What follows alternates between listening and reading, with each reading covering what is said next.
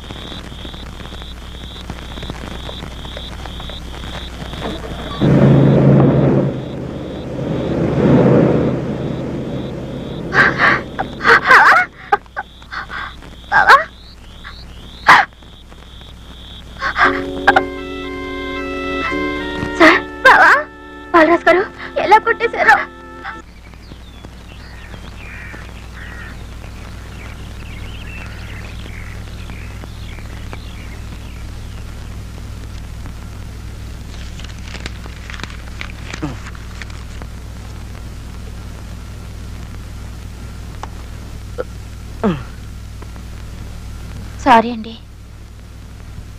నా వల్ల మీకు అనవసరంగా కష్టాలు. కోరి తెచ్చుకున్న తద్దినం నాకు తప్పుతుందా? అలా మాట్లాడకండి. అంతకంటే మాట్లాడటం నాకు రాదండి. వస్తే నేను లాయర్ని ఎందుకు అవుతాను? చూడండి, ఇప్పటికే చెయ్యికి చెయ్యి, కాలు కాలు ఒకదానికోటి సహకరించకుండా పోయి నేను ఈ కేసు విత్డ్రా చేసుకుంటానండి.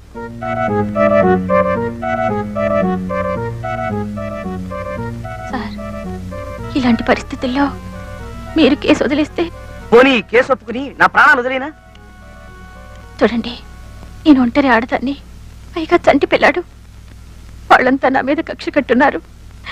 ఈ దశలో మీరు కేసుని కాదంటే నేను దిక్కులేని దాన్ని అయిపోతాను.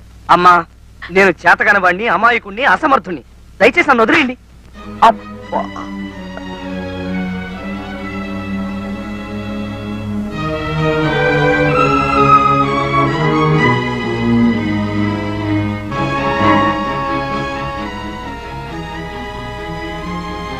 మీ ఇష్టం అండి.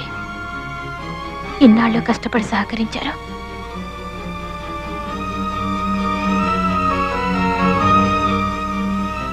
చాలా థ్యాంక్స్ అండి. ఏంటి బావ నువ్వు చేసిన పని? లేకపోతే కేసు ఒప్పుకోమని ప్రాణాలు కొరికేస్తాను. అయితే మాత్రం ఓ క్లయింట్ తో మాట్లాడే పద్ధతి ఇది. చూడు పాపం ఎలా కన్నీళ్లు పెట్టుకుని వెళ్ళిపోతుందో. నన్నేం చేయమంటావే? ఆవిడ కన్నీటికి కరిగి కేసు ఒప్పుకున్నానంటే సున్నంలోకి ఎముక లేకుండా చిత కొట్టేస్తారు. బాబా, నీ సంగతి నీకు తెలియదు. వాడు కొడితే మాత్రం నువ్వేమైనా గాజు వేసుకొని కూర్చున్నావా? నువ్వు మాత్రం చావు కొట్టావు. ఎవరో నేనా? సర్లే, భలేవాడివే. నీ బలం నీకు తెలీదు. మరెవరికి తెలుసు? నాకు. ఎస్, నువ్వు కాంప్లాన్ పిల్లాడివి, దారాసింగ్ తమ్ముడివి, కింగ్ కాంగ్ మేనలుడివి, కోడిగామూర్తి శిష్యుడివి, నెల్లూరు